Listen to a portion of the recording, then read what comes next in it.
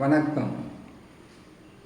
கடகராசி குரு பெயர்ச்சி பலன்கள் 2025 வருகின்ற 11ஆம் தேதி 5ஆம் மாதம் 2025 குரு பகவான் பெயர்ச்சி பெறுவார். பெயர்ச்சி பெறும் நாள் ஞாயிற்றுக்கிழமை. நேரம் பகல் 1:24 மிருகசீரிஷ நட்சத்திரம் 3ஆம் பாதத்தில் பெயர்ச்சி பெற்று குரு பகவான் அமரப்போகிறார். கடகராசியான உங்களுக்கு விரய குருவாக வருவார். இதனால் வரையில் 11ஆம் இடத்தில் குரு பகவான் அமர்ந்திருந்தார். இப்போ கூட 11 தான் இருக்கிறார். நான் இந்த பதிவை போடக்கூடிய நாள் 2024 12ஆம் மாதம் 25ஆம் தேதி இந்த பதிவை போடுறேன். குரு பகவானை பொறுத்த வரையில் கடகராசியான உங்களுக்கு 11ஆம் இடத்தில் இருந்தபோது முழுசாக கஷ்டங்களை தீர்த்துட்டாரா? துன்பங்கள் விலகியாச்சா? கஷ்டங்கள் உங்களை விட்டு விலகியதா? பொருளாதாரத்தில் மிகப்பெரிய ஒரு நல்ல இடத்திற்கு நீங்கள் வந்து விட்டீர்களா? நோய் குறைஞ்சதா? குடும்பம் நல்ல நிலையில் இருக்குதா என்று எத்தனையோ கேள்விகளை கேட்டு வந்தாலும் அதற்கு சாதாரணமாகவே நீங்கள் பதில் சொல்லலாம். ஏதோ இருக்கேன், ஏதோ இருக்கேன்னு சொல்லலாம். அந்த ஏதோ இருக்கேன்னு சொல்லக்கூடிய நற்பலனை கூட கொடுத்தது குரு பகவான் 11ஆம் இடத்தில் இருந்தது. கேது பகவான் 3ஆம் இடத்தில் இருந்தது. ராகு பகவான் 9ஆம் இடத்தில் இருந்தது. சரி, இந்த 3 கிரகங்களும் நல்ல இடத்துல இருந்தால் இடம் வாங்கணும், சொத்து சேரணும், வீடு கட்டணும், கடன் தீரணும், பிரச்சனைகள் முடியணும், உத்தியோகத்தில் உயர்வுகள் கிடைக்கணும், புதிய வேலை தொடங்கணும், வெற்றி பெறணும். ஒரே ஒரு சனி பகவான் 8ஆம் இடத்தில் இருந்தார். இந்த 3 பேரும் கொடுக்கக்கூடிய நற்பலன்களை அப்படியே படிக்கு பாதியாக குறைத்தது மட்டுமல்லாமல் நமக்கு இந்த பிரச்சனை முடியுமா, அந்த பிரச்சனை முடியுமா, நம்ம தேவைகள் தீருமா, கஷ்டங்கள் விலகுமா, துன்பங்கள் நம்மை விட்டு துளைந்து போகுமா என்கின்ற ஒவ்வொரு ராத்திரியும் வேலை செய்யும் போதும் சிந்தனை செய்கிறீங்க. தூக்கம் இல்லை, இரவெல்லாம் உக்காந்துக்கிட்டு தூக்கம் இல்லாமல் நாம் எப்படி இருக்க வேண்டியவங்க எப்படி இருந்தவங்க இப்படி இருக்கும், குழந்தைங்க இப்படி இருக்குது, குடும்பம் இப்படி இருக்குது, கட்டிய மனைவி இந்த நிலையில் இருக்காங்க, கணவன் இப்படி இருக்கிறாரு, சொந்த பந்தங்கள் உதாசனம் செய்கிறாங்க, உறவுகள் உதாசனப்படுத்துவதை கண்கள் பார்க்கும், மனம் கஷ்டப்படும், துன்பம் வரும். அவங்க எதிர்க்க நீங்கள் அழுதிங்கன்னாக்கா அவங்க உங்களவை ரொம்ப தரக்குறைவாக நினைப்பாங்க என்பதற்காக நீங்கள் அந்த துக்கத்தை கூட, அதாவது அழுக வருது, அழுதா கூட அவங்க என்ன நினைப்பாங்களேன்னு மனசை கல்லாக்கிக்கிட்டு உக்காந்துக்கிட்டு இருக்கீங்க. இது உண்மை, அனுபவிச்சவங்களுக்கு தெரியும். இது எல்லாம் கடகராசியில் இருக்கக்கூடிய மொத்த பேருக்கு இது நடந்ததா? அப்படி இருக்கவே இருக்காது. கடகராசியில் குழந்தைங்க இருப்பாங்க. குழந்தைங்களுக்கு தொழிலில் நஷ்டம், குடும்பத்தில் கஷ்டம், நீங்கள் வியாபாரத்தில் மொத்தம் இழந்துட்டீங்கன்னா நம்ப மாட்டாங்க. படிக்கிற பிள்ளைங்களுக்கும் அப்படி இருக்காது. தனி மனிதராக இருக்கிறீங்களா, வேலை செய்யறதுக்கு போகிறீங்களா, நம்பிக்கை துரோகங்களை சந்தித்து இருக்கலாம், ஏமாற்றங்களை சந்தித்து இருக்கலாம். நம்பியவர்கள் உங்களை நடு தெருவில் நிற்க வைத்து விட்டு ஓடி இருக்கலாம். சொந்த பந்தங்க இந்த நேரத்தில் உங்களை படுத்தின பாடு இருக்கு ஏன்னு கேட்டிங்கன்னாக்கா, நீங்கள் இல்லைன்னா குடும்பம் இல்லை, நீங்கள் இல்லைன்னா வாழ்க்கை இல்லை, நீங்கள் இல்லைன்னா எங்களால் வாழ்ந்திருக்கவே முடியாது என்று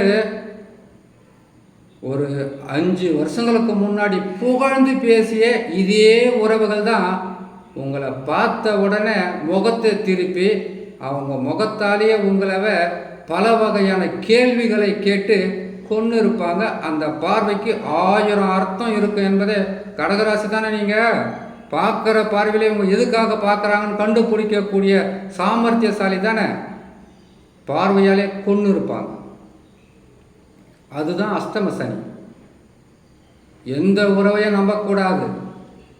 எந்த மனிதர்களும் உண்மையானவங்க கிடையாது.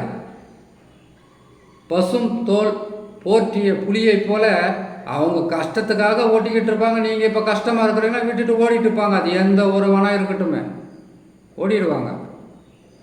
ஏன் அனுபவம், எனக்கு கொஞ்சம் கஷ்டத்தெல்லாம் கொடுத்தாங்கன்றதுக்காக உங்களுக்கு நான் சொல்கிறேன். சரி, கடகராசிக்காரங்களுக்கு குரு பகவான் மாற்றம் பெறுகிறார். நன்மைகள் நடக்குமா, கஷ்டங்கள் தீருமா? 11இல் குரு இருந்தார்.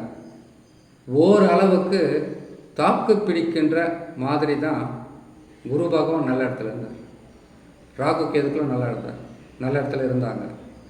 இப்போது சனி பகவான் விலகப் போகிறார். ராகு கேது 3 கிரகங்களும் கெட்ட இடத்துக்கு வர்றாங்க.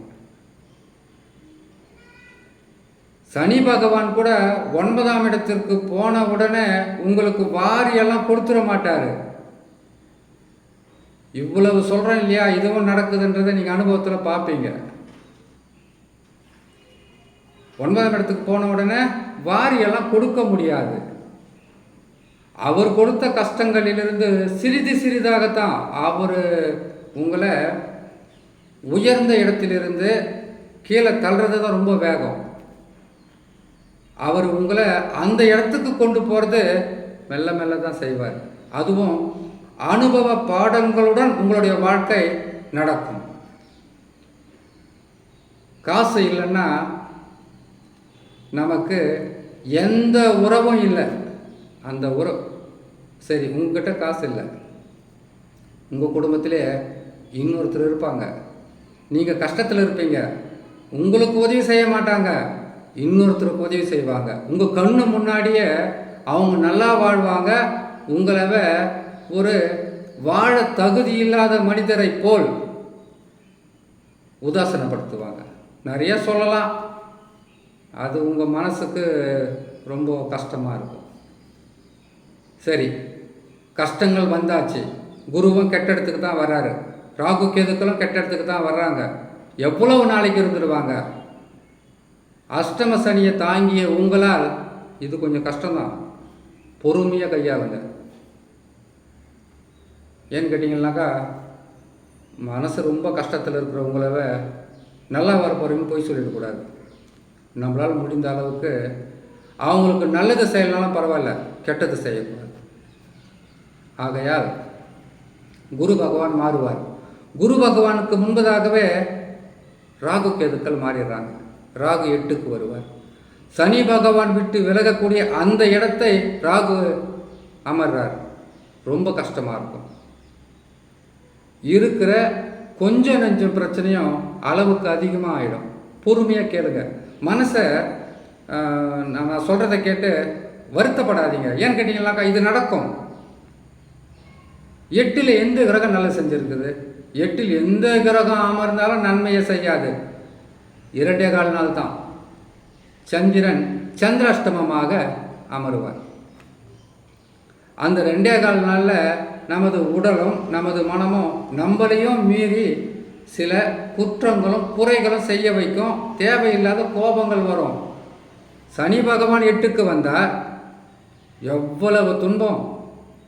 8க்கு வந்து 2.5 வருஷம்தான் ஆகுது. அந்த 2.5 வருஷத்தில் எத்தனை வருடமாகுமோ நான் விழுந்த இந்த பள்ளத்திலிருந்து எழுந்து நிற்பதற்குன்னு உங்களுக்குள்ள சந்தேகம் இருக்கும். சந்தேகமே வேணாம். நல்ல இடத்துக்கு வருவீங்க, நல்லா வாழத்தான் போகிறீங்க.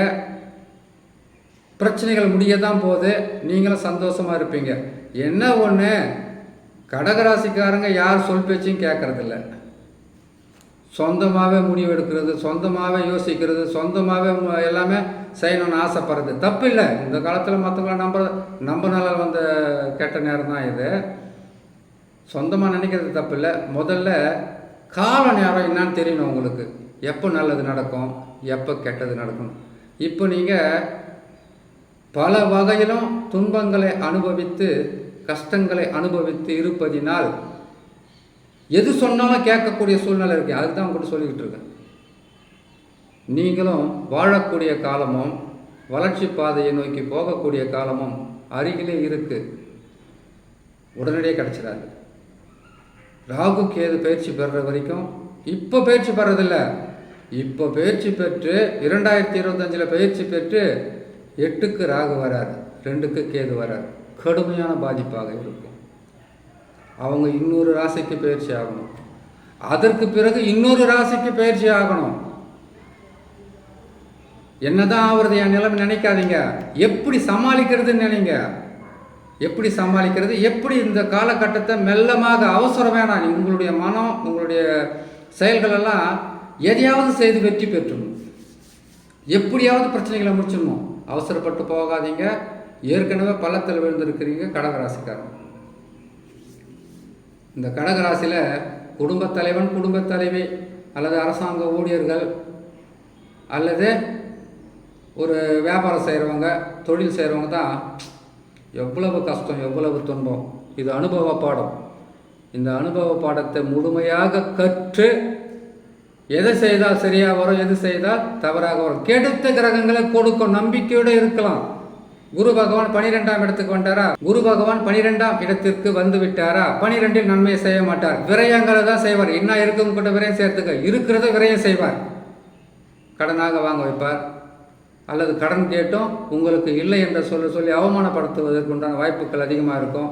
மனநோயாளியே நீங்கள் நோயாளி ஆகிடுவீங்க. எதையும் தாங்கக்கூடிய இதையும் தான். ஆனால் கஷ்டமும் துன்பமும் கவலையும் வரும்போது எந்த மனிதனாலையும் வாழ முடியாது.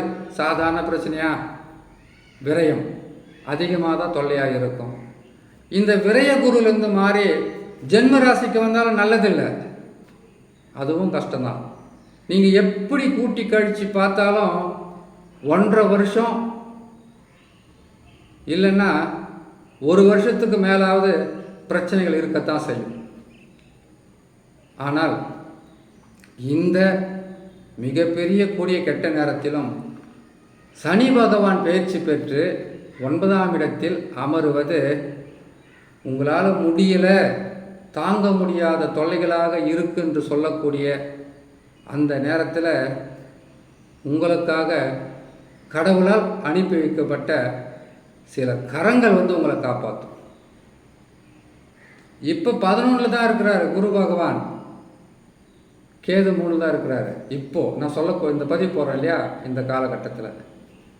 அதற்கு பிறகு தான் இவங்க உங்களுக்கு கெடுப்பலன்களை தருவாங்க. பொறுமையாக இருங்க. உடம்பை நல்லபடியாக பார்த்துக்குங்க. ஏன்னு கேட்டிங்கன்னாக்கா, அடுத்தது நீங்கள் எல்லா பிரச்சனையும் முடிச்சுட்டு நீங்கள் நல்ல நிலையில் வாழணும், உங்கள் குடும்பம் நல்லபடியாக இருக்கணும், உங்கள் பிள்ளைகள் நல்லபடியாக வரணும் கேட்டிங்கனாக்கா நீங்கள் நல்லா இருக்கணும். முதல்ல எல்லா பிரச்சனைக்கும் ஒரு முடிவு உண்டு. எல்லா கஷ்டங்களுக்கும் ஒரு நேரம் உண்டு. கஷ்டங்கள் தீரும், கடன்கள் அடைபடும். நீங்கள் தீராத பிரச்சனையில் இருக்கிறவங்களா இருந்தாலும் தீர்க்கறதுக்கு இந்த பிரச்சனைகளை உருவாக்கின கிரகங்களே வழியும் கொடுக்கும். இதை அனுபவத்தில் நீங்கள் உணரலாம். ஆகையால் கடகராசியான நீங்கள் மிகவும் பொறுமையாக உடலில் உங்கள் உடம்பை நல்லபடியாக பார்த்துக்குங்க. அதுக்கப்புறம் கிரகங்கள் மாறட்டும். இந்த நேரத்தில் தசா பலமாக இருக்கணும். நான் சொன்ன மாதிரி திருமணம் ஆகாதவங்க, சிறு பிள்ளைங்க, படிக்கிற பிள்ளைங்க, இவங்களுக்கெல்லாம் தொல்லை இருக்காது. குடும்ப பொறுப்புகளை சுமக்கிறவங்களும், குடும்ப தலைவன் தலைவியாகவும், வியாபாரம் தொழில் செய்கிறவங்க தான் நிறைய கஷ்டப்பட்டிருப்பீங்க. பொறுமையாக இருங்க, நன்மைகள் நடக்கும். குரு பகவான் பயிற்சி பெற்றால் ஏற்கனவே இருந்த பிரச்சனைகள் கொஞ்சம் அதிகமாகும். நம்மளால் முடியுன்ற தைரியத்தோடு இருங்க. இறை நம்பிக்கை, குலதெய்வ வழிபாடு, இஷ்ட தெய்வ வழிபாடு, பொறுமை, நிதானம், அமைதியுடன் இருந்தால் இதுவும் கடந்து போகும். அடுத்தது உங்களுக்கு உண்டான நல்ல காலம் பிறக்கும் என்று சொல்லி இன்னொரு நல்ல பதிவில் உங்களை நான் சந்திக்கிறேன். நன்றி, வணக்கம்.